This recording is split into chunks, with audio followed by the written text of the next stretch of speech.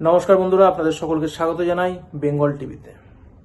পশ্চিমবঙ্গ সহ 4টি রাজ্য এবং একটি কেন্দ্রশাসিত অঞ্চলে ইলেকশন কমপ্লিট হয়ে গেল। রেজাল্ট ডিক্লেয়ার হয়ে গেছে। বিজেপি আসামে প্রচণ্ড ভালো ফল করেছে, পুদুচেরিও বিজেপির দখলে এবং তামিলনাড়ু টিভিকের দখলে। কংগ্রেস কেরলকে নিজেদের দখলে রেখেছে এবং যেটা সব থেকে আশ্চর্যের বিষয়, পশ্চিমবাংলায় বিজেপি অপ্রত্যাশিতভাবে পরিবর্তন ঘটিয়েছে। এই পরিবর্তন মানুষ এনেছেন, সাধারণ মানুষের জয় এটা। এই পরিবর্তন এনেছেন সাধারণ মানুষ। সুতরাং পশ্চিমবাংলায় গণতন্ত্র অর্থাৎ সাধারণ মানুষের জয় জয়কার হয়েছে। দীর্ঘ সংগ্রামের পর, দীর্ঘ রক্তক্ষয়ী সংগ্রামের পর আজকে পশ্চিমবাংলায় সুশাসন প্রতিষ্ঠিত হতে চলেছে। একটা শৃঙ্খলাপরায়ণ সরকার পশ্চিমবাংলার মানুষ দীর্ঘদিন ধরে প্রতিষ্ঠা করার চেষ্টা করছিলেন, আজ হয়েছে সফল। সুতরাং পশ্চিমবাংলার মানুষ আশাবাদী যে পশ্চিমবাংলায় সুশাসন প্রতিষ্ঠিত হবে এবং সকলের গণতান্ত্রিক অধিকার নিয়ে প্রত্যেকটা মানুষ পশ্চিমবাংলায় বসবাস করবেন। দর্শক, আমাদের মনে রাখতে হবে যে এই দীর্ঘদিনের সংগ্রাম আজ সফলতা পেয়েছে, কিন্তু বেনো জলকে আটকাতে হবে।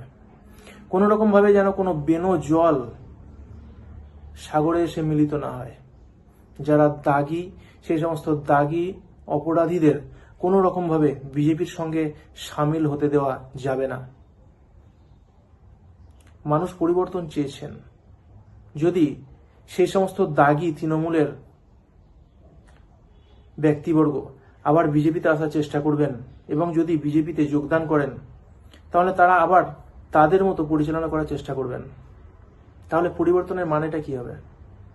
সুতরাং সমস্ত বিজেপি কর্মী, নেতা, নিচু স্তরের নিচু লেভেলের সমস্ত কর্মী এবং নেতাদের তাদের কাছে অনুরোধ যে তারা এই বিষয়টা লক্ষ্য রাখবেন যেন কোনোভাবে বেনো জল ঢুকে যেন বিজেপি পার্টিটাকে নোংরা করতে না পারে আমাদের পশ্চিমবাংলায়।